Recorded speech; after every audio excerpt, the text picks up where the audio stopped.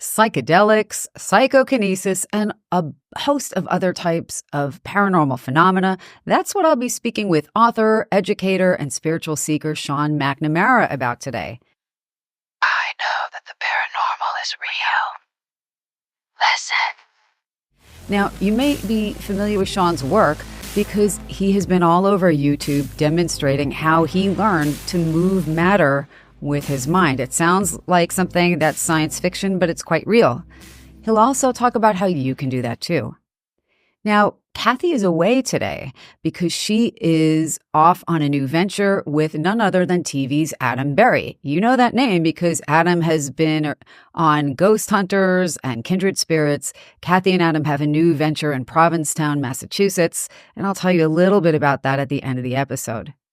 Now, in terms of my conversation with Sean, it was so in-depth that we really had enough content for 2 episodes, so this is part 1. But if any of what I've described, whether telekinesis, psychedelics, other types of paranormal excitement, sound at all interesting to you, stay tuned for this episode of Curious Explorers. Sean, welcome. So nice to see you. Thanks. It's nice to be here. Thanks for inviting me to chat with you. Yeah, I feel like, as I was mentioning, I feel like I know you, even though I don't yet, but it's the energy. So I'll give you a little brief introduction. Sean McNamara, you are a teacher, a prolific author. You are a therapist. You are a modern-day spiritual seeker.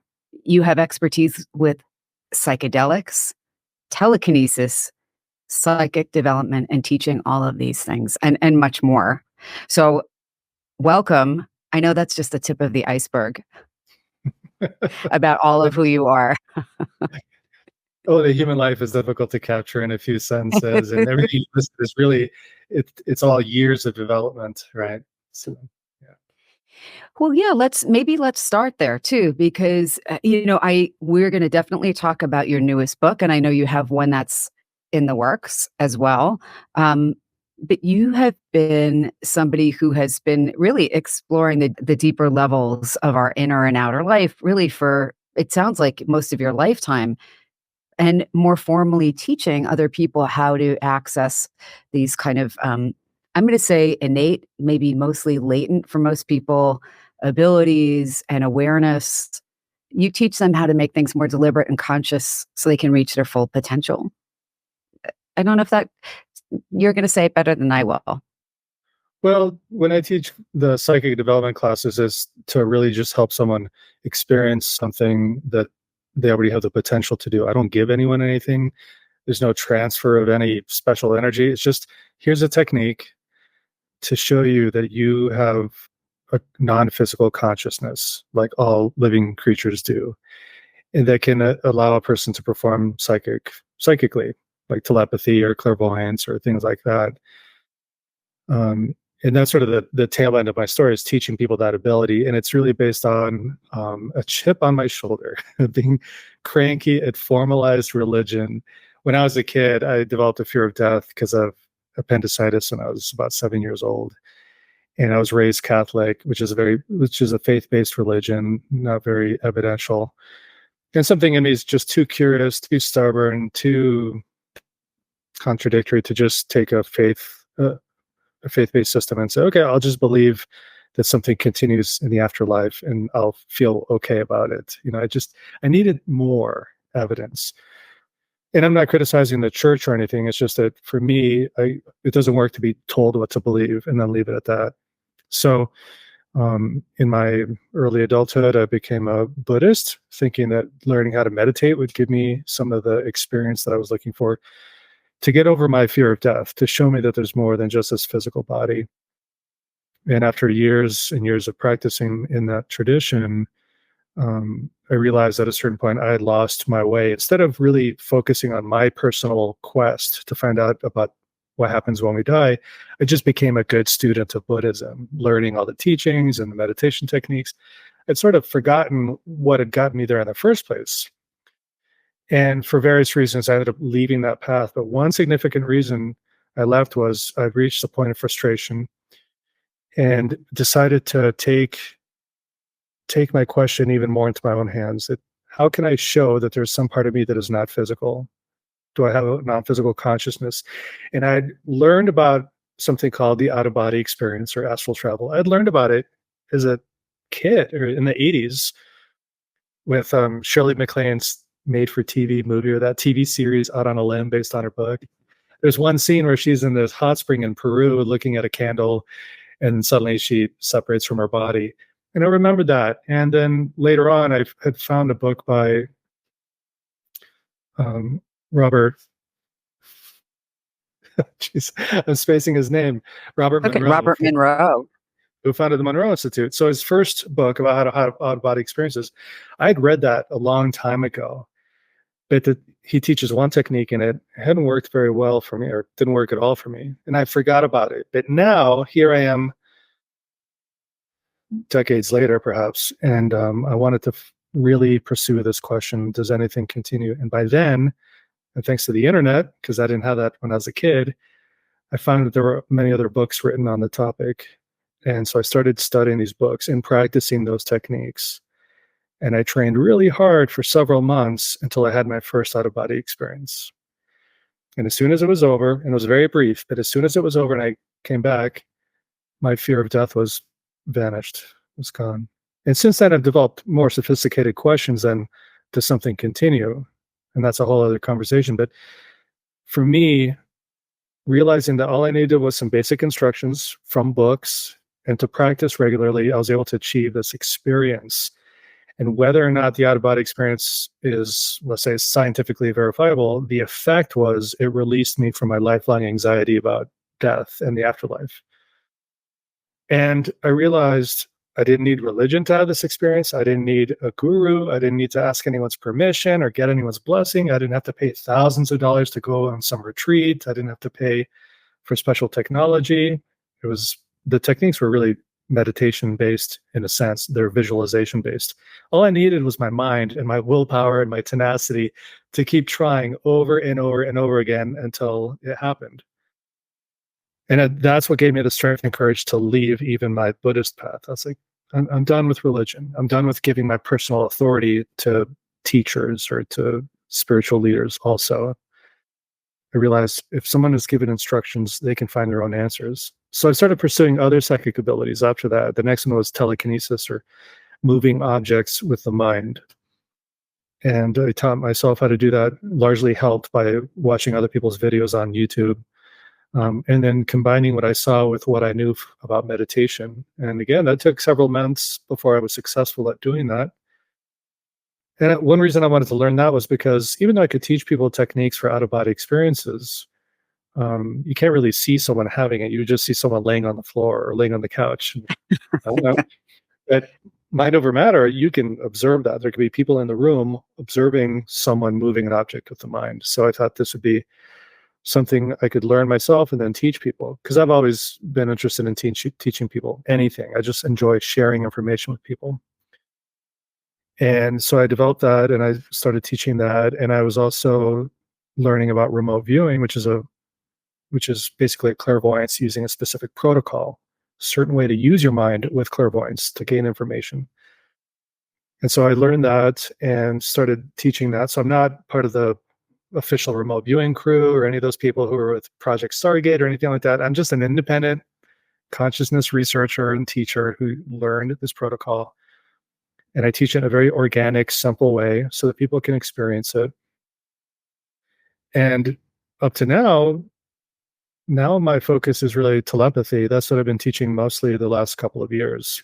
And what happens is I get bored. I can only teach the same thing for a couple of years and then I move on. But with telekinesis, I have a couple of books on that and I have an online course. They don't need me. The students don't need me. And I don't want to be needed.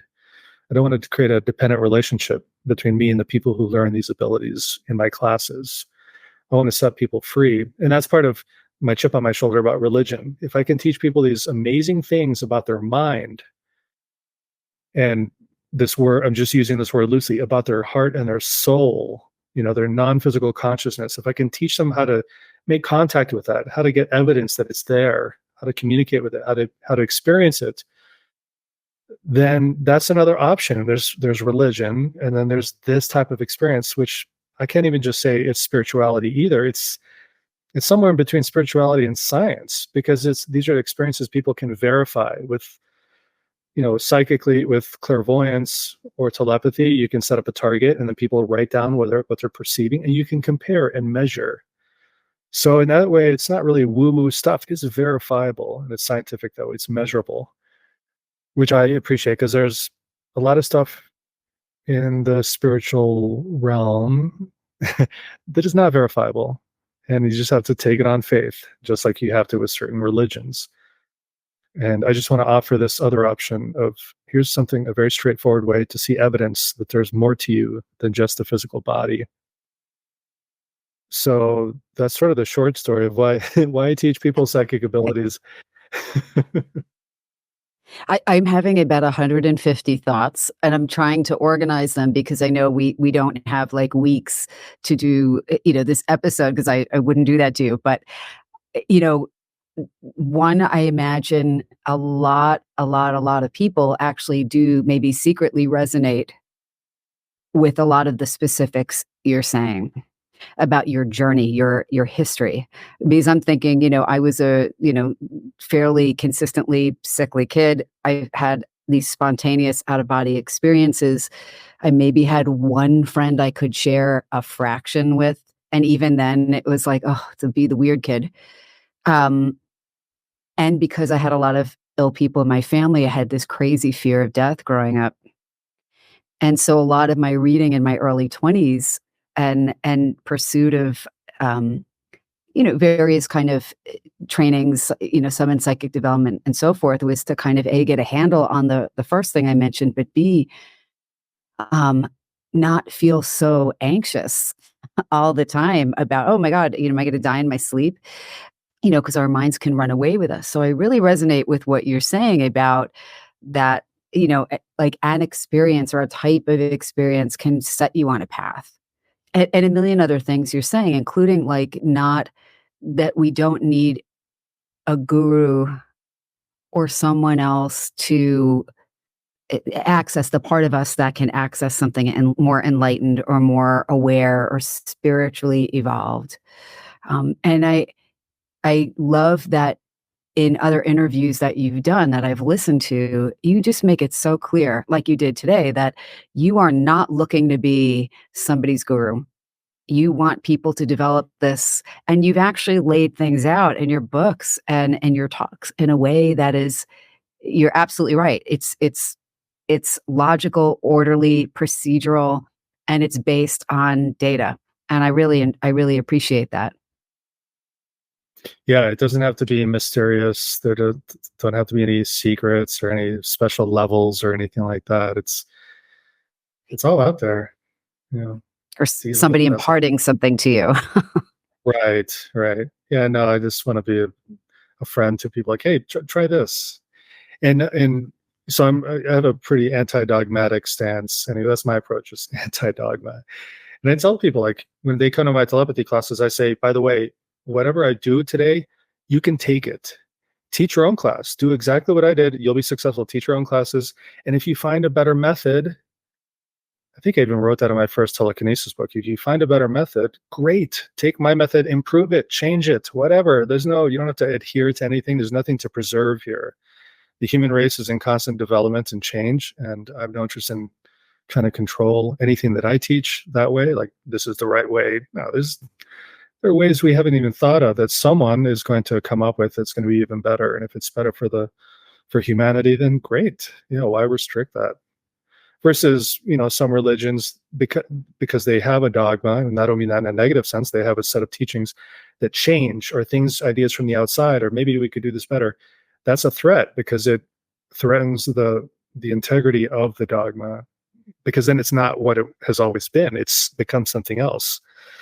But if a community or lineage of teachers are associated with this, they can't afford for this to change, because it's a threat to their identity, right?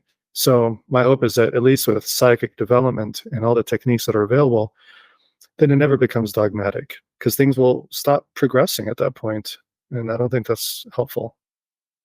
I love that you're saying all that, because really any field, even something that is not not related to religion, there are people who get very married to one way of being. It becomes like a religion, and then anything else is either described as wrong or a threat. I mean, even as a psychologist, that was one of my frustrations during my training. And I remember saying to my own students later on many times, if someone tells you they have the one true way about anything, run in the other direction, because we don't want to be limited in that way. That's ego involvement, I think. Mm-hmm. So what you have said has really resonated. It's funny because in your book, I have your most recent book, Dewdrops of Infinity, Psychedelics, Psychic Abilities, UFOs, and the Puharich Project. We're going to get to that in a moment. I was thinking as I had been jotting down my questions, telekinesis is probably the first thing that made me kind of aware of you and what you're doing, because I think you had given a talk to like the Applied Precognition Project. I think that might have been, or at IRVA or something. And that would have been the first time I had become aware of the work you were doing. The reason I want to start with the telekinesis is because once we go into your newest book and talk about how spiritually transformative it is, I will feel like it's not appropriate almost for me to come back to telekinesis. It's not that there's not great stuff, I mean, about moving things with your mind. But I understand why you came to the conclusion you did later in your book, so we'll get to that. I use the telekinetic method to put chi or life energy into an object to keep it from breaking. Today you're going to see me just throwing light bulbs on the ground without any intention, and you'll see how easily they break. And then I'm going to do a couple after putting my intention into them, and you'll see how they bounce like a ball.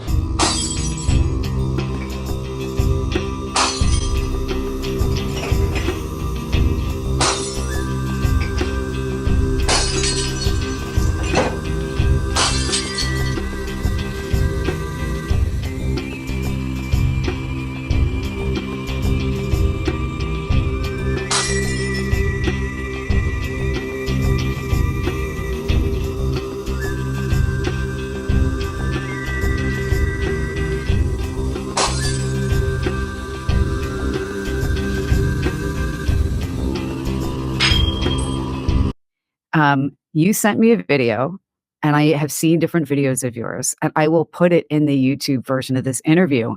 But basically, you have 3 pieces of foil balanced on a needle that is stuck into either a cork or a eraser and surrounded by glass. No breeze. Your hands aren't on the table. There's no vibrations making anything move. And not only do you make the foil rotate on the pinheads, in these individual glass silos. It's going to be easier for anybody who's listening. Please go to the video. But you do it simultaneously. And it's not even that they're moving in the same direction. Can you talk about that? Were you like, oh my God, I can't believe what I'm doing? Yeah, yay me. Yeah, experiments like that were really an expression of my boredom, because I could only focus on just one thing before it just got boring. What else can I do? So could I move 3 at the same time? And what if I put them in a row in front of me? And part of my hope, and this was a long time ago when I did that, but I think part of my hope was to see, could it be that the object is just moving because of body heat? I always question myself with this stuff. I'm always terrified that I'm fooling myself. Am I fooling myself? And so I thought, if I line them up and try and move them all, how will they respond?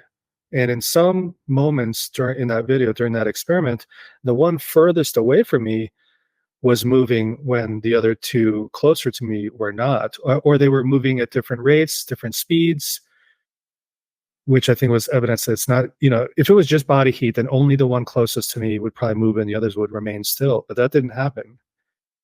And a lot of what was happening had to do with what was going on in my mind. What I found out with telekinesis, with moving these objects that are balanced on a needle, watching them spin, is, and this is what part of the evidence, although it's subjective, when my mind is relaxed and in tune and attentive in just the right way, the object spins. Piece of paper, piece of tinfoil, whatever it is, it moves. And especially at the beginning when I figured this out, if I got excited or if I tried too hard, it would stop. And I would notice that it stopped. notice that the level of tension in my mind and my body had increased. So I'd take a few minutes to do my breathing technique that I teach and relax. And as soon as I returned to that prior state of mind, it would start moving again. Also, when working with just one target, one object, I could work with the way I breathed. And again, it's not breath touching the object because it's protected, but the breathing pattern I use, how I inhale, exhale, and hold the breath in at the end of the inhale and exhale, I could make the object stop when I wanted. And then when I released my breath or held it a certain way, it would start moving again. So its movement was tied in with my breathing cycle. Now, in this experiment, this video that you're talking about, we have 3 objects. I didn't have that level of control because it's 3. So how do I use my eyes? Because using the how you look, it affects consciousness too. How you use your eyes. And so here it's more complex because there's 3 objects. I'm looking through 3 glass containers, and I'm sitting higher above, so I didn't have the clearest line of sight to all 3 of them. And then it's really about my intention. Like, I'm trying to move all 3, and it's as if, and this, I don't think this is what's actually happening, but it seems as if like waves of something are coming from me, from my mind, out in the direction of the 3 containers, like waves of something. But again, that's just a metaphor. I don't think that's actually what's happening. But that's how it seems to me when I use my mind in this way. So it was interesting to see that sometimes the object closest to me doesn't move, but the one in the middle does. And then the one in the back moves. And then the one closest to me then moves after that. I don't know what order all that happens. But they're kind of random. But the fact that it's like the waves are going out further and further and eventually touch and then come back. There's not a lot of rhyme or reason to it. That if it was based on body heat or a constant physical force, then the movement would have been more constant. There would have been a more predictable notion here. But here we're talking about me balancing the stability and the relaxation versus excitement and tension, and then trying to, well, this one's moving, but now I got to get that one to go. Now I got to change my attention over there or move it over there. Now this one stops. So I'm going to move my focus back over here. And this funny thing happens, and this has happened from the beginning, when I could work on a single target, really want it to move. And then when I give up because I'm bored or sleepy or exhausted, maybe 45 minutes in, I've been sitting there staring at this thing, it doesn't move. And then I just give up. And I'm like, okay, I'm done. And then it starts going because I got out of the way. And again, just to describe for people who might only be listening, and anyone can do this. Anyone can find your videos because you're on YouTube at Mind Possible, and you have your website, mindpossible.com, right? And you have basically the idea of putting the needle on an eraser or a cork is just to keep the needle vertical and stable. A very light piece of tinfoil, because something lighter takes less of whatever moves it, less energy or whatever it is, or to move it, but balanced on the head of a pin. And then a glass hurricane turned upside down. So no air is getting in. You're not waving your hands. You're not, tapping on the table, all the things that people who are committed to not believing this is possible will, take up time on YouTube and post about. It's clear you're not doing anything, but your intention and attention are somehow affecting matter. Is that what it really boils down to? Yeah. And the way you imagine it is just kind of like a mental device to help focus that? Yeah. So I have this formula. I call it TRIAM, TRIAM. And it stands for time plus relaxation plus intention plus attention equals movement. That's basically what I do. So it's a combination of intention. My intention is for the object to move. Attention, the way I look at it, which is not laser focused. It's actually very holistic and relaxed. And then the very first ingredient, T, for time. It takes time to accumulate whatever needs to happen inside that glass container for the object to move. So it's not instant. Sometimes it takes longer than other times, which largely has to do with my state of mind. Am I too tense? So I need more time to relax, things like that. So there's that formula combined with a breathing technique. in a lot of Eastern practices, anyone familiar with Hatha yoga or some of the tantric Buddhist practices where you work with the prana or the chi using breath work. And so you affect the flow of subtle energy in the body. And so I use that too. And whether or not it's moving energy in the body, I don't know, but it helps me relax in a very predictable way. I don't know if energy is being exuded from me when I do this, and if that's pushing on the piece of tinfoil or paper.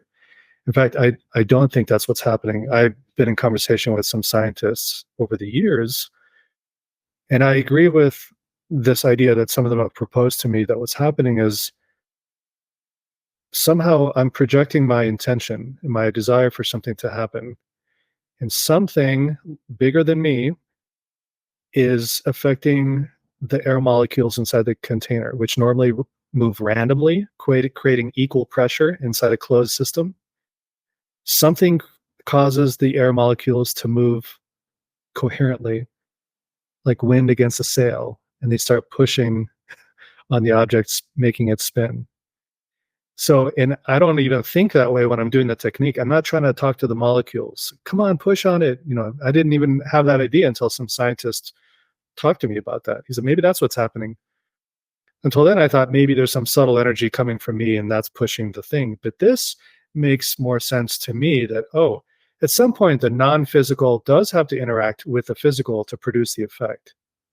For example, when an energy healer works on someone who has a disease or illness, at some point that energy does have to coincide with physical cells and with the immune system, and the body does heal itself with that. So it takes both interacting.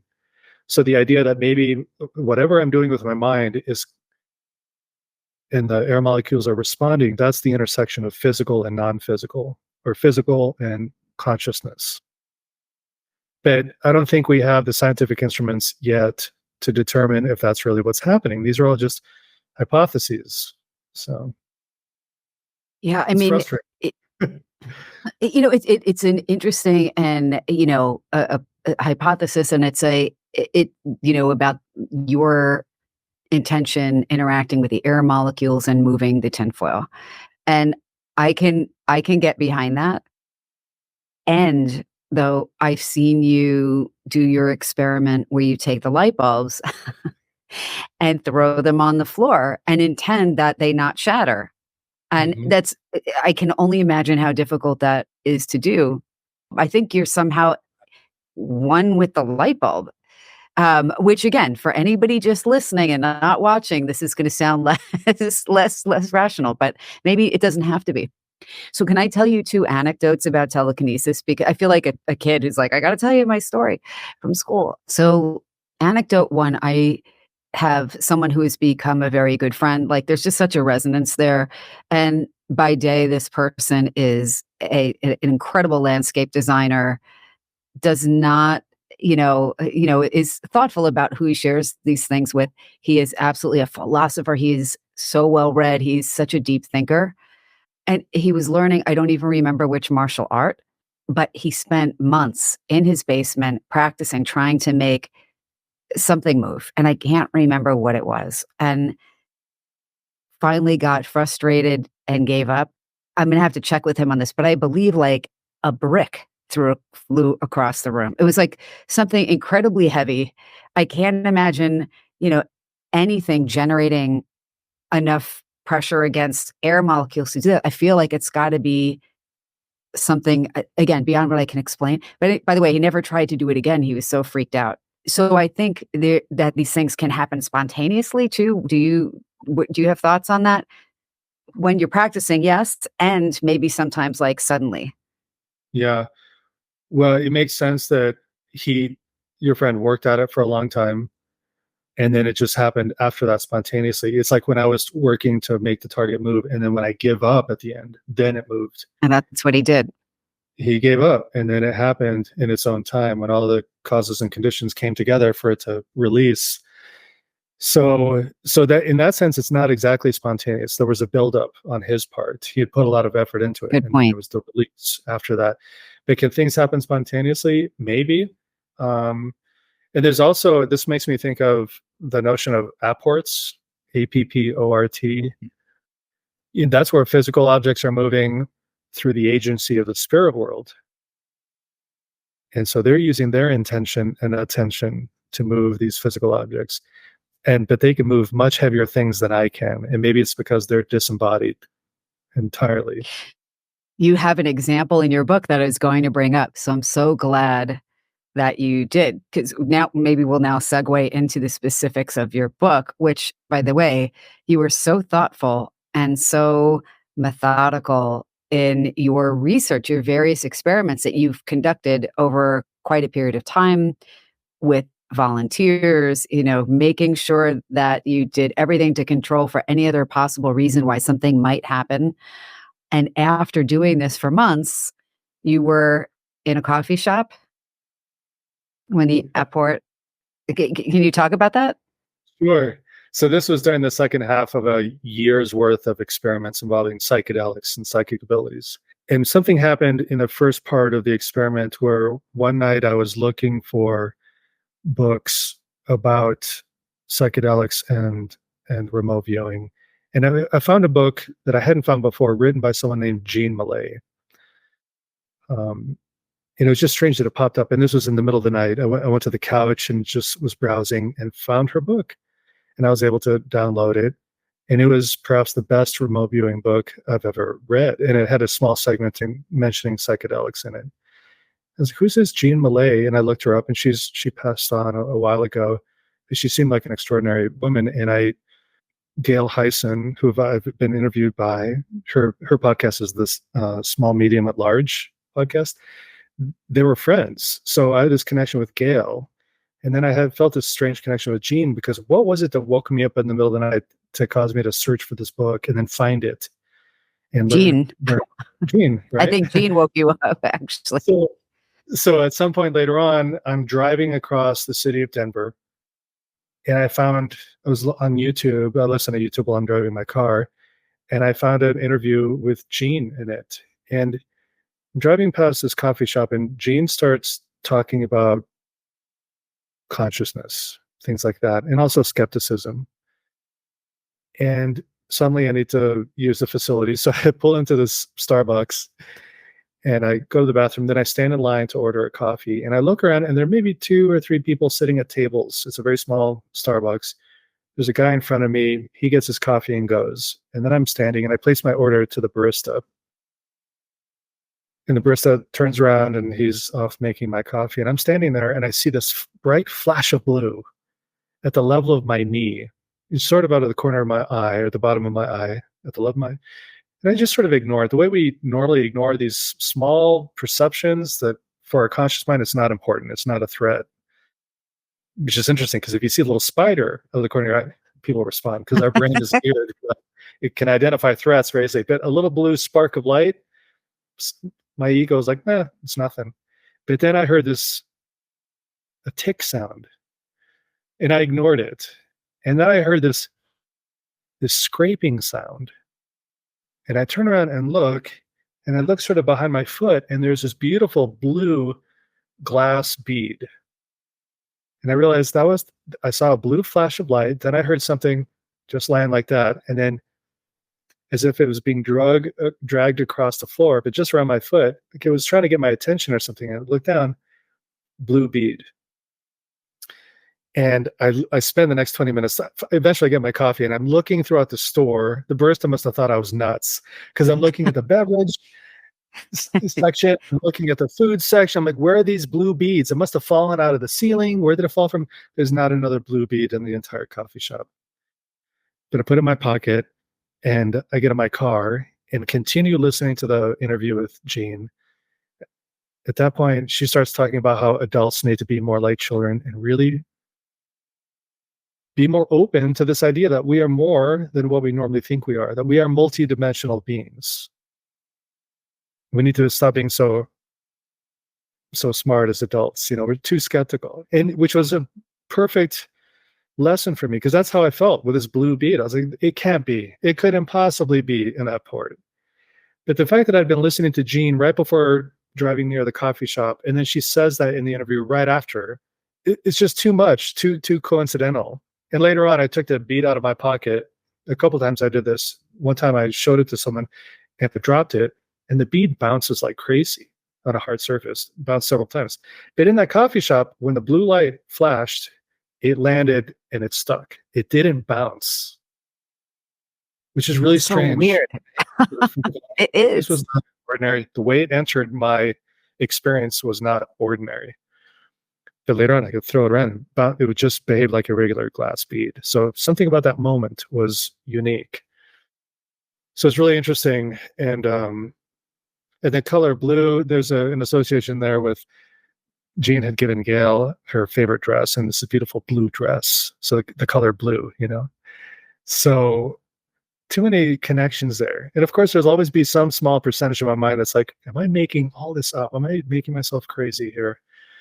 But this is in the midst of this year-long psychic experiment involving psychedelics, where there's tons and tons of evidence. I know that the paranormal is real. Listen. This has been another episode of Curious Explorers. I hope you enjoyed part 1 of my interview with Sean McNamara. Stay tuned for part 2, where Sean will talk more about his book, 2 Drops of Infinity, and the year-long experiment into whether psychedelics could improve psychic functioning. Sean also talks about the unexpected impact of this experiment on his worldview. It changed his life for the better, so you don't want to miss that. And as promised, I wanted to tell you a little bit about Kathy Kelly and Adam Berry's venture in Provincetown, Massachusetts. It's Provincetown Paranormal, also known as P-Town Paranormal. They are doing a whole host of ghost tours. What a wonderful team to learn from. So if you've enjoyed Adam's shows, Ghost Hunters and Kindred Spirits, this is where you'll get a chance to interact with Adam and Kathy in person, live and in the flesh, as you check out ghosts, history, and much more. And until next time, of course, be well.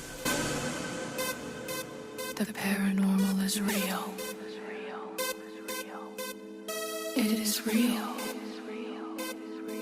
The paranormal is real. Is it? The paranormal is real.